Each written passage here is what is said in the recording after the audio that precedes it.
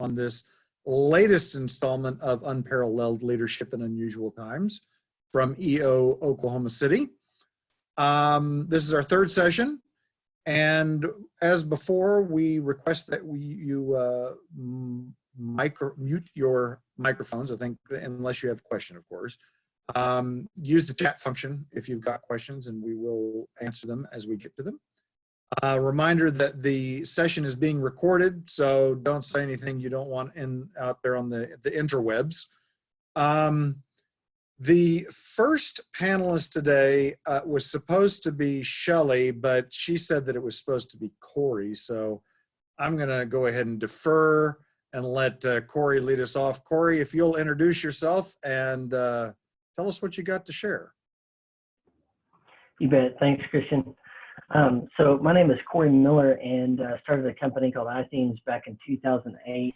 We were one of the first commercial software companies for a platform called WordPress. A lot of you may have WordPress websites. And so I ran that company from 2018 to 2019, last year. It's been a year and some change since I left the company. And but the significant about sharing about iThemes is we had a hybrid team of half in office and half remote. So we had an office up in Edmond.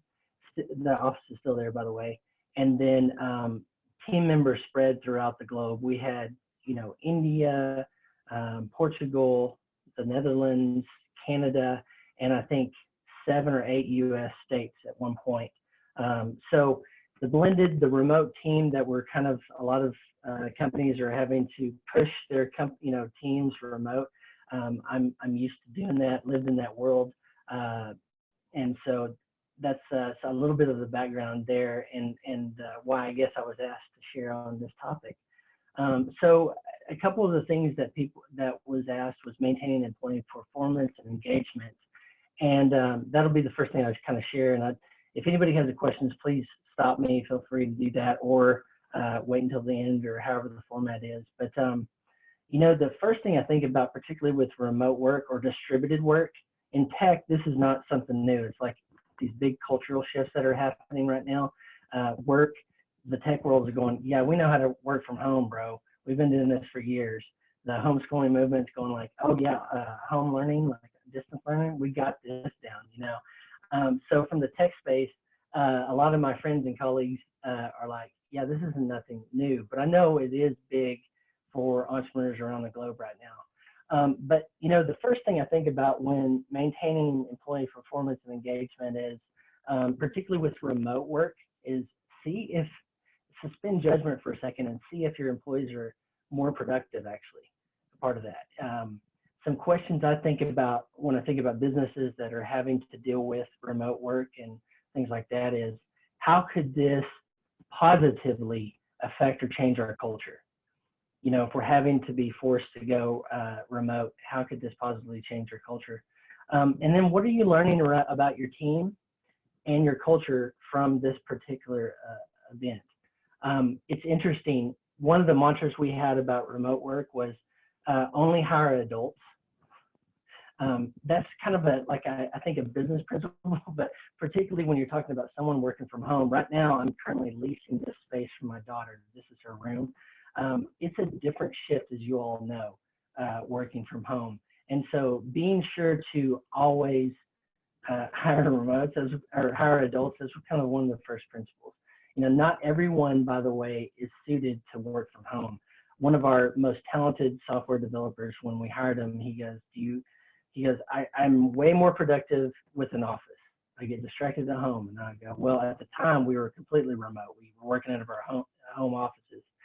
And I said real quickly, a highly paid, highly skilled software developer admitted he needs an office. I'm going to get an office. And that's actually why we have an office, or we had an office. But I think it's, you could see some trends, like, without rushing to judgment, just seeing some of the effect, how people actually work and get work done. But I think it's a great opportunity right now to first and foremost show your people that you care. Are you taking care of yourself? If you're like me right now, I actually have an office outside of the home. Our internet's not the best. And and also I just prefer having an office outside the home. So now I'm at home, and if you're like me, you're kind of a part-time kindergarten teacher. You're also trying to get your work done. And so, just thinking about that, when you talk about employee engagement and performance, it's that typical thing, taking care of the people that take care of us and our customers. And so I always start there with, hey, how are you doing? Do you have similar complaints that I do? Like every single online meeting or webinar that I've recorded in the last 2 weeks, my daughter has made a cameo, on it, and asking about those type of issues and relating to the people that do the work. So the next thing is on our agenda was platforms. And I always start when people ask me about tools and things like that. I first go back to there's a tool for everything, right? And it's the flavor of the month with software. But I always ask, what are you trying to get done? What are the obstacles and challenges in your way? And then go from there, then just prescribing, you should have Slack and you should have Trello or Asana or all these little software terms. First is what are the bottlenecks? What are the challenges you're running into? And then seeing if a software solution could help you with that. So particularly when I think about platforms that was on our agenda, I always go back to tell me the problem first. Because a lot of this, as we know as entrepreneurs and leaders, is all about just communication, good communication, conflict as it arises and resolving that conflict. But most of things, you'll hear me say this probably a bunch, there's a saying within the tech industry, which is communication is oxygen. We have to have good communication, and that starts there before the tools ever get talked about. You have to be able to communicate. And you all know this, I'm preaching to the choir. But having good communication is absolutely key. But so I start there. For instance, I've got a client right now, they're a treatment center in Nashville, and they are so used to doing work in person and being able to like duck in a door and ask a question of a colleague or bump into each other at the water cooler. And I can tell their whole team is stressed out right now because they don't have the tools to help communicate. Particularly, like, I made a list literally of going, it doesn't have to be Slack, it could be Microsoft Teams, but some kind of group chat program where they can share links to things. I was helping onboard some of their clients into a group program, and one of them asked me what was the link for a Zoom link for their support group. And I said, well, I'm kind of the geek in residence right now, and I don't know that, but it would have been awesome if, as I'm on the phone, to be able to go, hey, Greg, could you chat me that link real quick, and then share it with those people. So I've been trying to help convince them that a group software like Slack, which is free to use, I think I'm not sure if they have a cap on it, but most of EO companies would be well within their, their free program. It just doesn't, their free program just doesn't save your chat history, which sometimes is important. But I tried to share, like, for instance, at iTeams, it revolutionized the way we did business when we're able to get out of email and into an asynchronous type chat program like Slack, where we could have a topic, like a common topic within your business. Those are just channels within, they're just called, the technical name is channels within Slack. To be able to have a discussion where I think right now what they're doing is they're living in email, phone calls, and text messages, which are really, really crappy ways. Things get buried when you're just trying to solve a simple issue, like who has the key to this building, or who knows where that Zoom link is. Real quickly, you can set those things up. So Slack is kind of the default group text program. It's free, like I said. The other one is Zoom. Obviously, I think most of us, Zoom is becoming like an ubiquitous term, or a software program that we all use. Those two you can get a long way with. I could mention others like Trello for project management.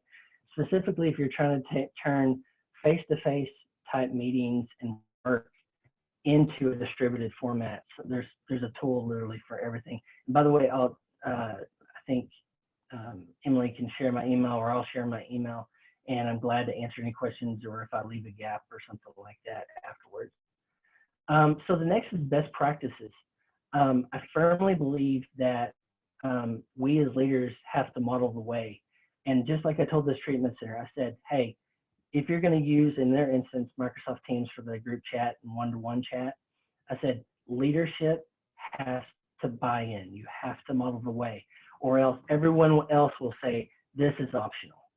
And so first and foremost, you have to use and embrace the tools and the principle that communication is oxygen, and I will be the supreme example of that. Every time I know that I didn't use a tool in our system that we had agreed to as a group, our team suffered for it. So first and foremost is you have to model the way with some of the tools for team communication and things like that. Boundaries, you all are in this mindset right now. Boundaries is one I like to talk about a lot because it's so easy to blur those. Meaning, you know, when I'm at my office and I leave my office and come home, my mind kind of starts to shift and go, I'm at home. And you might be great at the work-life boundaries, but your team might not be as well. And there's those things can get blurred real easily. Now we're in this exceptional historical time right now, of course, but knowing that the boundaries, like they can literally unplug and get back in dad mode, husband mode, wife mode, spouse, significant other, you know, those kind of things, I think is so key. Because one of the dangers of having tools like this is you get Slack or Teams on your phone, like I have, and you're sitting there watching, you know, Netflix with your spouse and family or having dinner, and the buzz goes off, you know, and you're like, oh man, you know, this critical thing, and I have to answer this. So setting those good principles, if your office hours are 8 to 5, you know, tell people like you can have those settings within the tools to turn those things off. If it's an emergency, I'll call you just like I did before, you know, or something like that. But you can real quickly blur the lines with these type of technologies and get people working all the time and get really burnt out on them. I've seen it happen time and time again.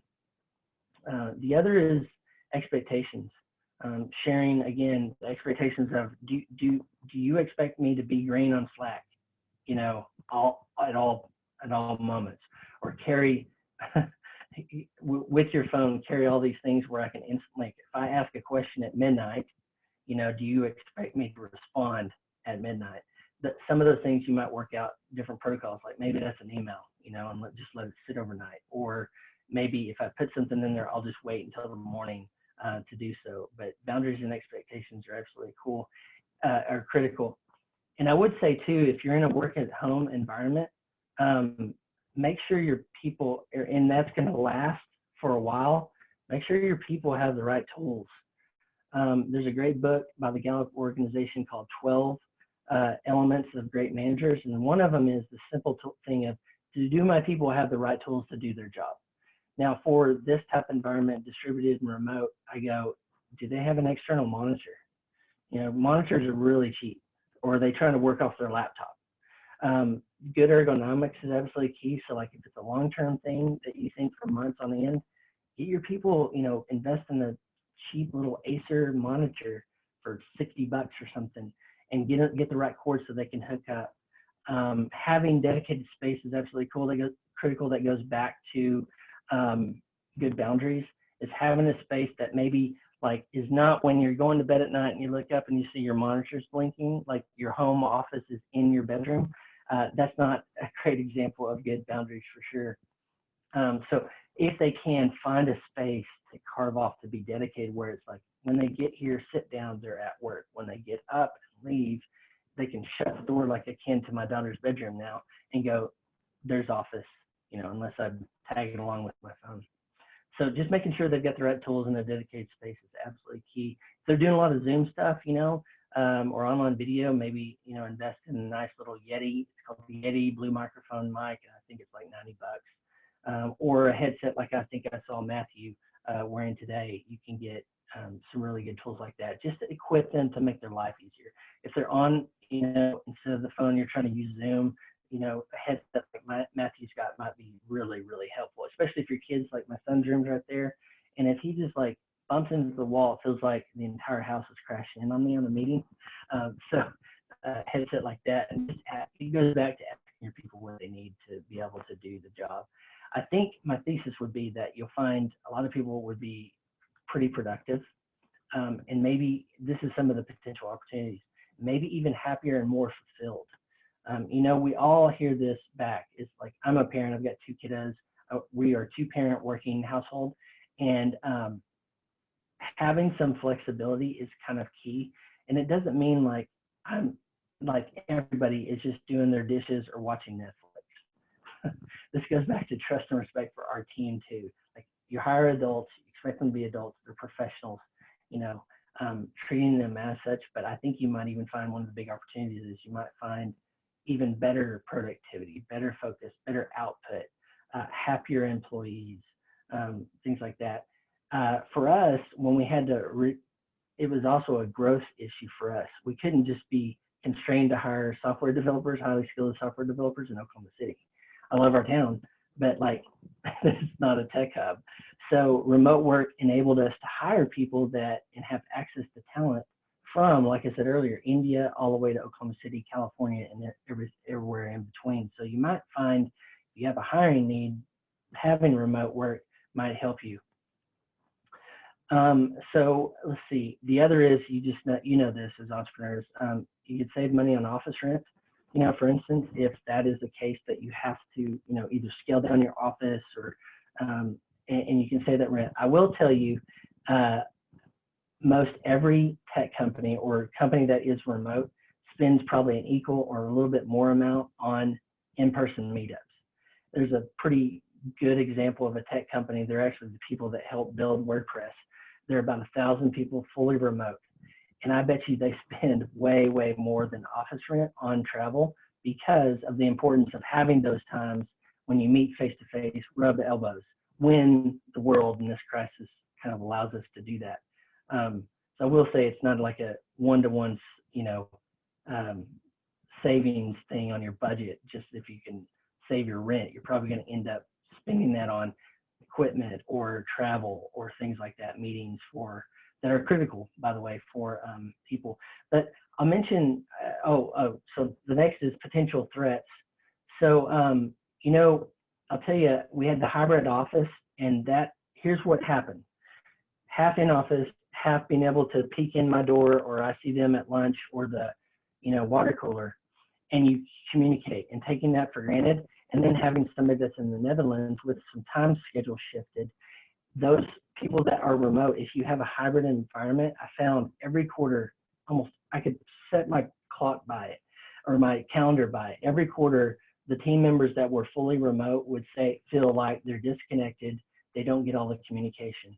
That was a constant battle with a hybrid team, by the way. Some remote people, some in office, just feeling disconnected. No matter what we did, it was always something that would come up. And just understanding that, you know, talking with your adults that you hire, the professionals, and saying, for instance, Glenn, he was one of our developers. He saved a 2-hour commute by being able to work at home in North Carolina. However, missed out on some of the cool stuff we did in Oklahoma City.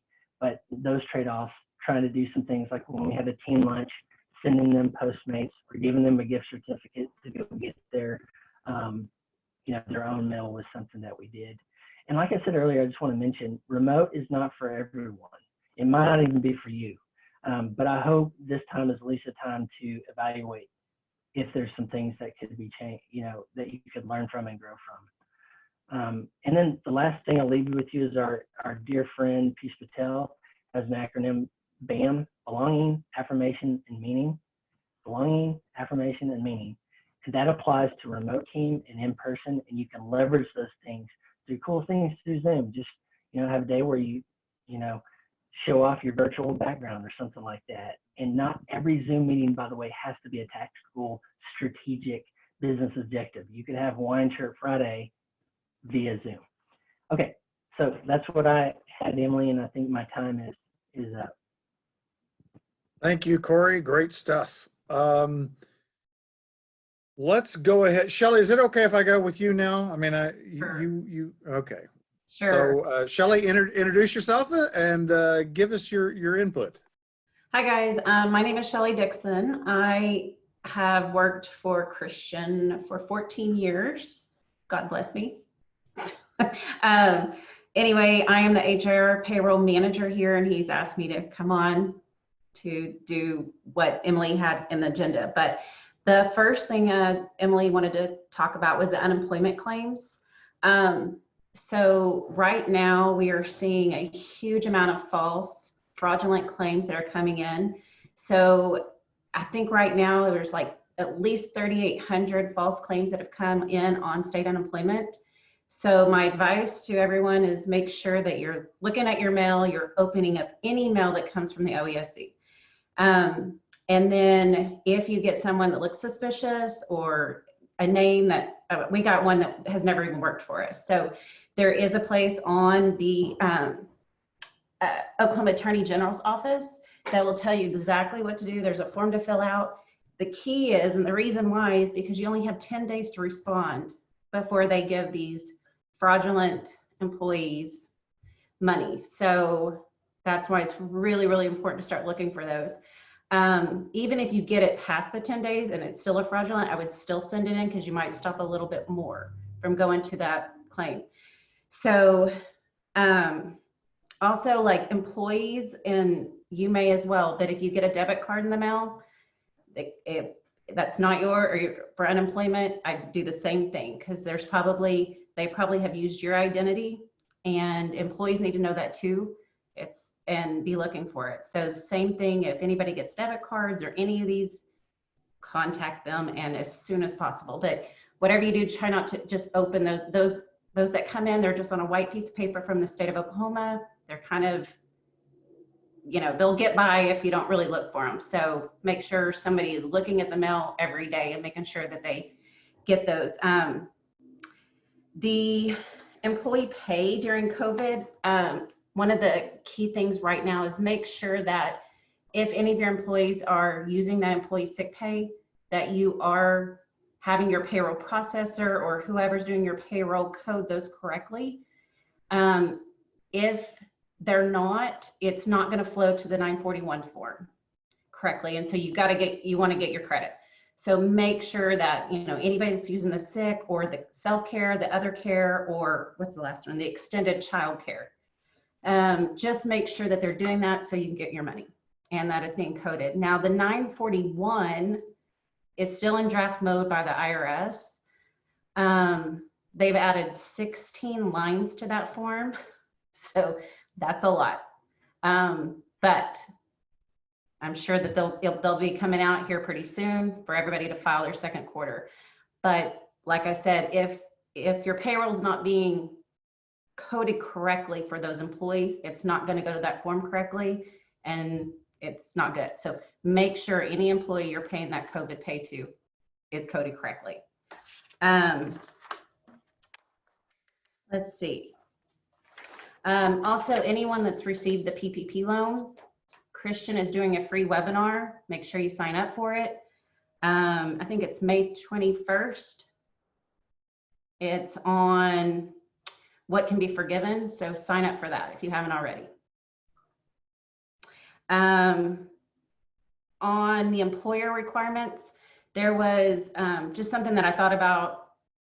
Make sure your labor law posters are up to date. They have changed through the COVID-19. There's a lot of changes that have been made. They're state and federal. So if you haven't got an update, if you're with the program, you haven't got an update, make sure you do. If not, you can go to all the websites and print them off, or there are companies out there that do that. So just make sure. And also on your remote workers, if you have remote workers, you still have to post that, send it to them, let them know, hey, here's the labor law poster. So make sure you're compliant there as well. So a lot of stuff have kind of come up that people aren't, oh, wait, we haven't had a labor law change in 2 years. Well, it's probably going to change again. So make sure that you're getting those updated.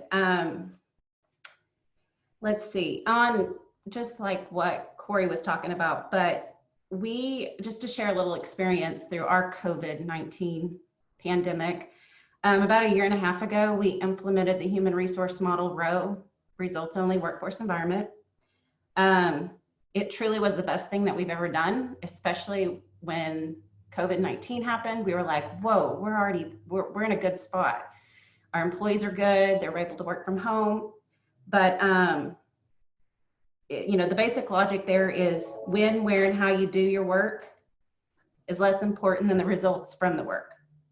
So it's about productivity and output, and not just the hours that you spend at the desk or meetings. So if anybody's working remote, we don't care if they're doing the laundry. We don't care if they're tracking their time, catching a Netflix show, as long as the work's getting done. So there's been a lot of trust there in our employees, and I think that they value that. And everything else has worked out. Like, we did have a couple of things that we've had to address since we started ROW. One was, changing our salary, coming up with a compensation plan that was going to work for ROW. So we did go to, most employees are salary or their incentive pay. And once we did that, and then we started diving into the culture part of it, everything else just seemed to work out. So it was really, really important that we did that. And then, yes, there are things that come up that we haven't figured out yet, and we're just kind of taking those. But that's been a year and a half ago, and everything with that, with having the remote employees and just really focusing on, it's not about the hours you spend, but actually about the results, has been phenomenal. So glad we did that. I'm just sharing a little experience that we had from it. But what else was I going to say? And also one of the best things out of ROW is our employees have come up with innovative ways to get their work done faster. And because they're like, well, I don't want to be there for 8 hours if I can do this in 4.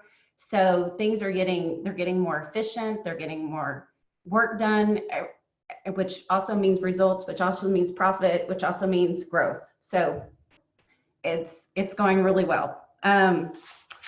Anything I missed, Christian, that you needed me to talk about? No, I have 2 comments. One was when we had our first webinar and we talked about the financials, we talked about the PPP loans. One of the things that we learned subsequently was that you can still defer your payroll taxes, which is just your employer FICA match. You can defer that payment up until you have your loan forgiven, which was not clear from the beginning. At first it was, you can't do the PPP loan and defer your payroll taxes, but it's actually until you get your PPP loan forgiven.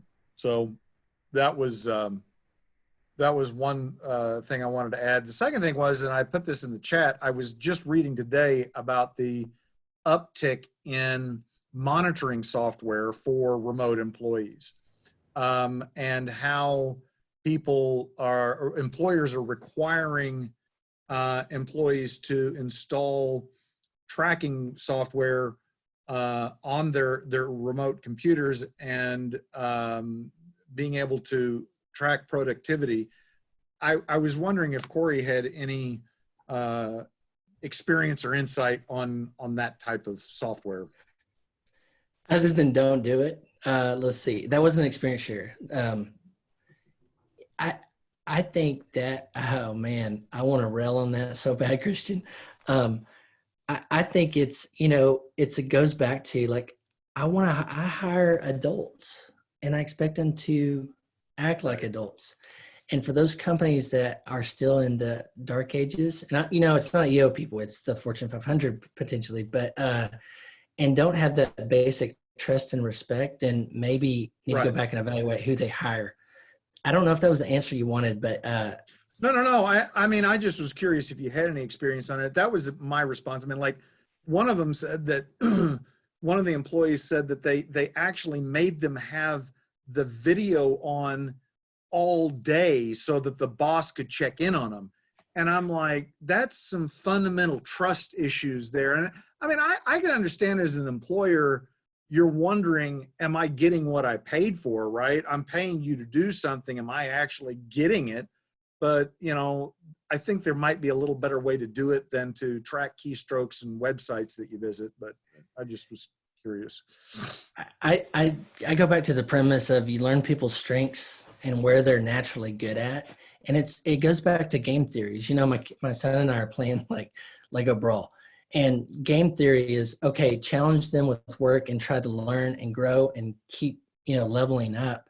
And, I think we got it flipped sometimes, not here, but we think command and control is the way to go. And then we try to force technology tools on it, when if we free the human spirit to go contribute, like I can use my strength to contribute something greater. And Shelley, you were just talking about that. Results and outcomes versus how many hours did you spend on that? Well, I like to camp out in that results and outcomes more than that. I still have the tendency, just so you know, to want to go, is that person really working? Right. So, but again, that's not EO people. Well, thank you, Shelley, and thank you, Corey. And bringing up the proverbial rear will be Mr. Davis. Matthew, will you please introduce yourself and opine? You're muted. You're still muted. Emily, did you have the gag on me again, Emily? No, she says no. Okay. Well, hi, guys. I know most of you. I'm an attorney and an entrepreneur, tending more towards the entrepreneur, okay? Because I'm kind of sick of practicing law. And I got a big grin out of Lorenzo Banks on that, but tough for you, Lorenzo. You better go build your business. And I'm a pretty creative and resourceful entrepreneur, and I always have been. I was thinking about this beautiful monument we have out in front of the high school that I went to. I just drove by, and that was paid for because I realized as the student council president, we could sell rum and Coke at a high school football game for a lot more than a Coke. And I'm prefacing that by, I know we've got a couple business coaches here, and I think you guys might be missing a good opportunity, because I don't think people have tuned into the notion that the bars and the daycares are both opening the same day in Oklahoma. And I just want you to talk to your clients. This isn't just a giveaway for you. If you can keep the daycares open till about 3 in the morning, there's a lot of money to be made. There'll be a big premium right there. So you guys might want to just toss that out to some of your clients. So, by the way, with employees, one thing we have been working on, because this has been very stressful to a lot of our employees, is having some more fun. We start every day with the morning huddle.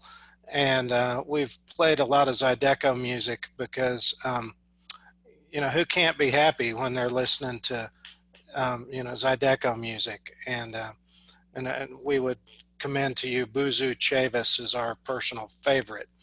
And I spend my days, I have one big client left because I was on my way out of the law business, and then they wandered back in and said, we need you to take over 40 other branches for us.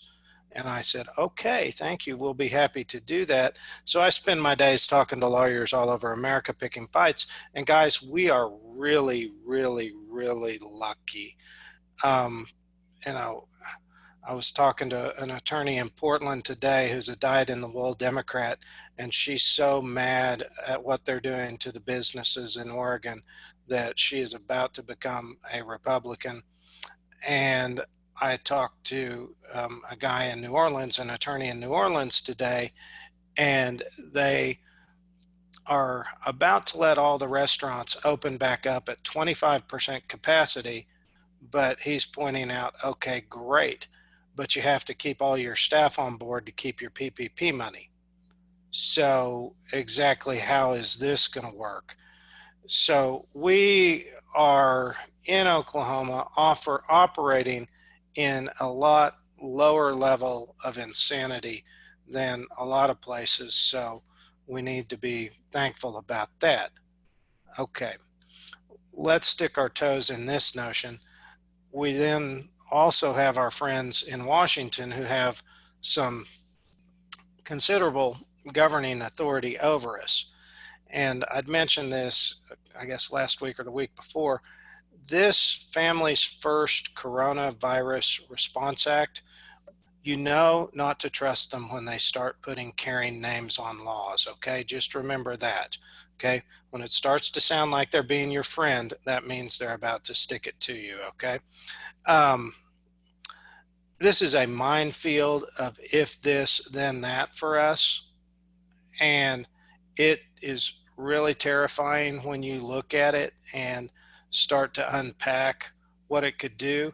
So my best legal advice is keep your damn mouth shut and don't tell your employees about this, because you can just get robbed blind out of this.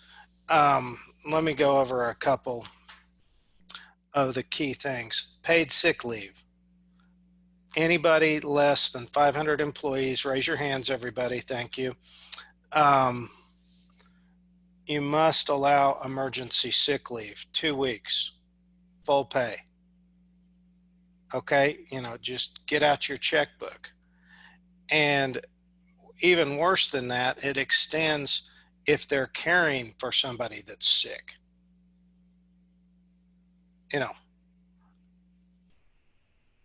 Up to $500 a day. I pay attorneys up to $120,000 a year with bonuses. I mean, I could be paying, if everybody took it in succession, it could do us significant damage. And maybe I mentioned you can use it for a parent or child. And, it's just, by the way, they will generously let you have your money back through tax credits. Christian, could we have a moment of cynicism with you about that, please? Please, come on. I mean, Shelley, good luck getting it back. And well, I mean, the main there's two things on that. One is it's a credit against your match. Yeah. So it's not like you get that back all at once. However, you can file Form 7004 with the IRS to get an advance on the credit. They set up a separate fax line. I don't have any experience. Shelley, do you have any experience of anybody that's tried to get one of those processed? I don't know how quickly they're turning them around. Yeah, I don't know either. As you all can tell, I have a sort of dim view of our government, but there we go. Also included in here is the paid family medical leave provision. Again, applies to companies with less than 500. And after the 10 days, you can, I can't even remember. It's like 3 months. They can take off 3 months at 2/3 pay. If they say they're taking care of a kid who's out of school. Right? Yeah. This is, I mean, it's absolutely terrifying what this could do to employers. And the real only good news about it is the general public and all of our employees haven't read the act. So, furloughs. Of course, furloughs right now are, that's just the simple notion of laying somebody off with the opportunity to come back, contractually having some provisions in relation to maintaining things like their ability to contribute to 401k or ability to contribute or helping pay their health care. They can still go file unemployment on you. Nobody's doing that right now. because everybody's got the PPP money, but that's about to become a lot more. It's not going to hit us. Okay, let's just get practical. It's not going to hit most of us because our businesses are going to come back. Just very frankly, our business experience has been for about 3 weeks, our leads stayed the same, maybe for about a month. Leads stayed the same, closes were down, but then all of a sudden the pent up demand went wild. And, we're running hot right now. And I think most Oklahoma businesses are going to start to experience that. There will be some that won't, but furloughs are a possibility. We did a furlough package for one of our clients. It was an oil field service company, and then all of a sudden realized we'd take the PPP money for them. So, in a nutshell. So Matt, let me ask you this. I'm gonna do executive privilege here. What's the legal difference between a furlough and a layoff, or is there any? The idea of a furlough is more of a contractual deal that you'll take them back on XYZ conditions. So, you are obligating yourself. Why would, as an employer, why would I do that? Well, because you have people like Shelley working for you, Christian, and you want to take care of her, right? Okay. So it's basically just a contract saying, I'll hire you back when X, Y, and Z happens. Yeah. And you can write it where you don't have any obligation, but and you can agree to provide for a variety of things like health. This one we wrote, we were providing, continued to pay health insurance, and that the Unemployment Security Commission takes that into account. Okay. And then you can also map out a schedule of rehires and who's going to get rehired first, and so on and so on.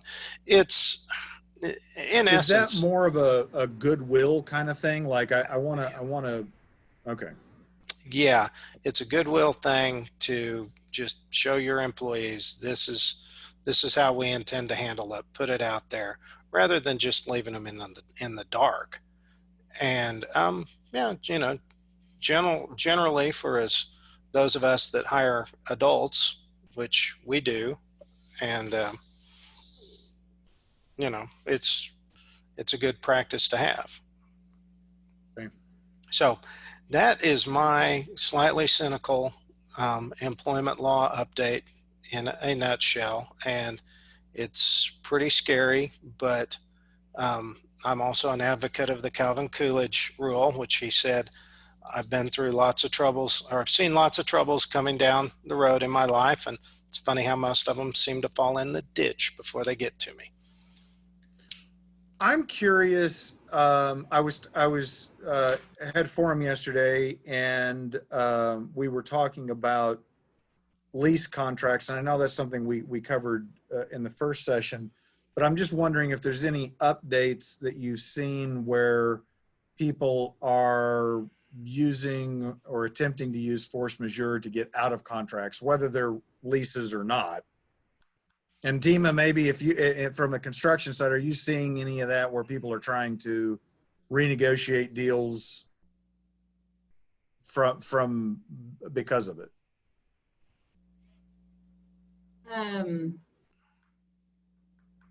We've seen a couple of deals go that not really renegotiate, but just slow down.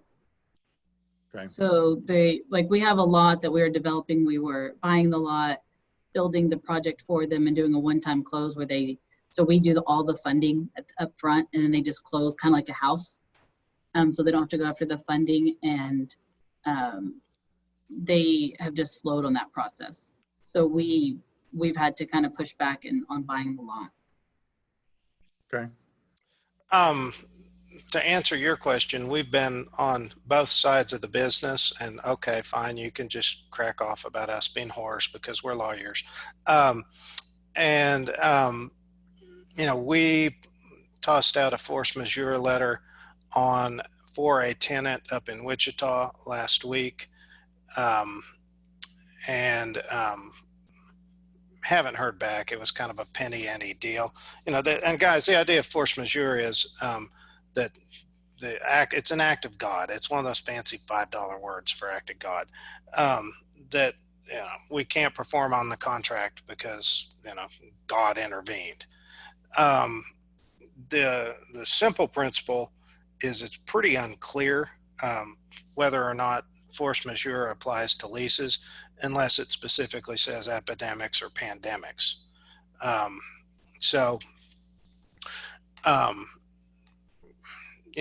We've got a couple of our clients that are engaged in defending against those. Really, this guy's not a client. He's my walking buddy every morning, but he is a big commercial property owner, and he's in fights with Hobby Lobby, and I think Hobby Lobby and Ross, and some of the big boys are playing force majeure on him.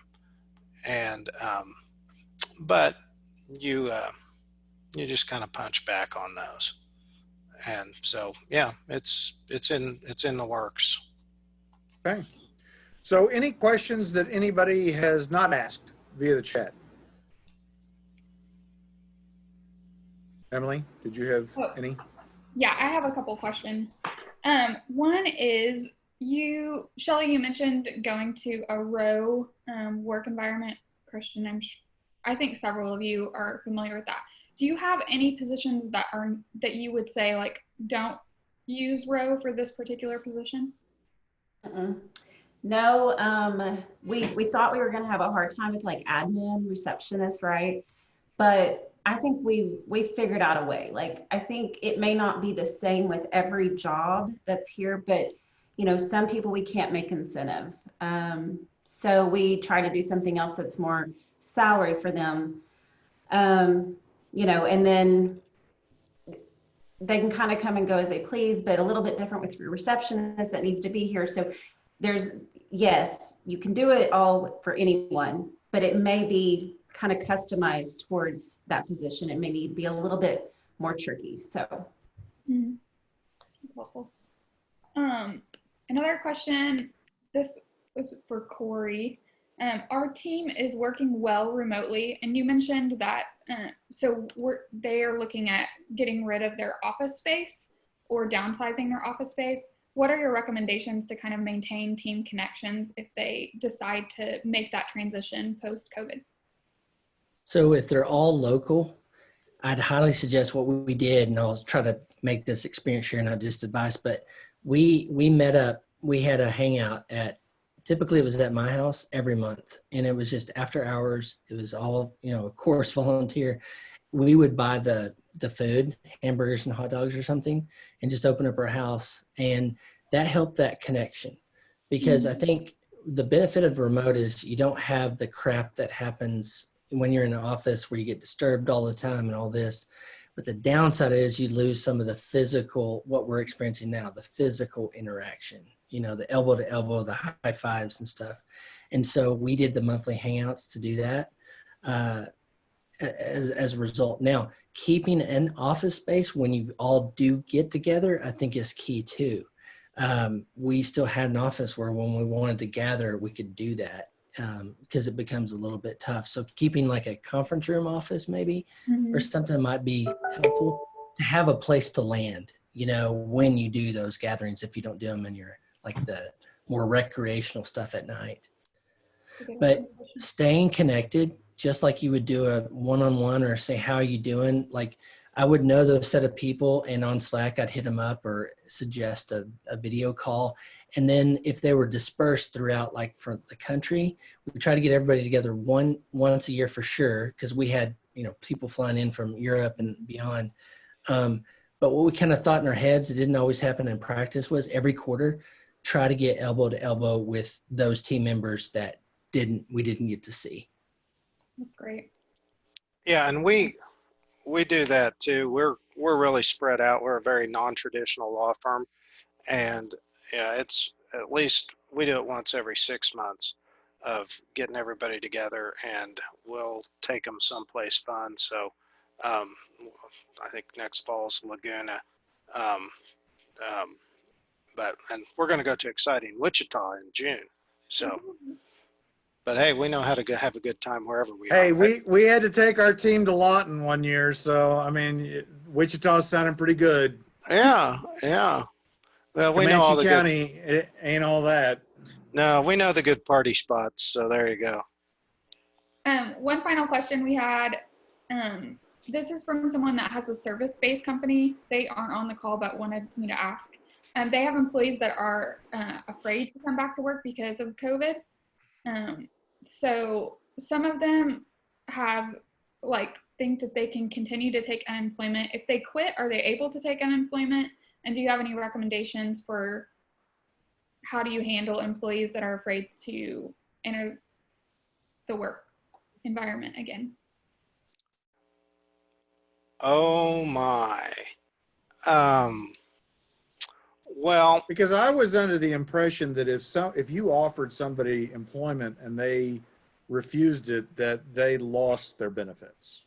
That was my understanding. Like if you offered to rehire. But Mr. Brim, I need to take paid family medical leave. So I'm going to have to take paid family medical leave, and I'd like you to get out your checkbook, please, sir. Shelley, could you make sure I stay on the payroll, please? If not, I think I'll go for Lorenzo. Do you know any good labor lawyers in Oklahoma City that would love to take core to the federal district and teach Mr. Brim some? Sorry, Christian. So this is exactly the horror story I'm talking about. If we have somebody that wants to game us right now, we are so vulnerable to this. It's just absolutely horrific. Now, I got off on a tangent and didn't answer your question. What was the question? So they have employees that are in a service-based role and are afraid to return back to work. Well, figure out how to let them work remotely and get some damn value out of them. Otherwise, they're likely to go figure out how to just take you to the cleaners. And have them call me if they want to. So. What? Oh, you mean for the business to call them, not the, okay, gotcha. Yeah, Right. we don't not do, the employees. we don't do, okay. Yeah, and by the way, the federal judges hate those cases. I had chief federal district judge at Western District pull me aside one day during a trial and go, "Thank you for bringing me a real trial. I'm so sick of labor law claims. I'm about to stick a pencil in my eye." So. All right, great stuff. Thank you. I am going to turn it back over to Emily. We're going to have a happy hour immediately after at the top of the hour. You're welcome to stay. The recording of the event will be on the EO Oklahoma City website. And next week, what do we have on tap? Oh, yes, don't forget to do the poll. Yes. So if you can, go ahead and fill out the poll for us because we'd love to know just your thoughts on the value. If you need contact information, Shelly's is not listed, but you can contact Christian. Or Shelly, you could also put yours in the chat, but that's how you can reach any of our speakers. If you need it and don't get it, feel free to reach out to me. And then next week, we'll be focusing on customers and what does it look like to maintain and increase the customer relationship during COVID. So that is one good looking lineup right there. I know, Telling right? you, that may be the sexiest lineup we've seen. And I'm talking about the guy with the beard. And that's exactly why you should register, not because they have such valid and valuable input for you. No, it's all about Kyle's face. So thanks for joining us. I'm going to stop the recording, but it will be. Corey, I'm doing your wave. Thanks, everyone.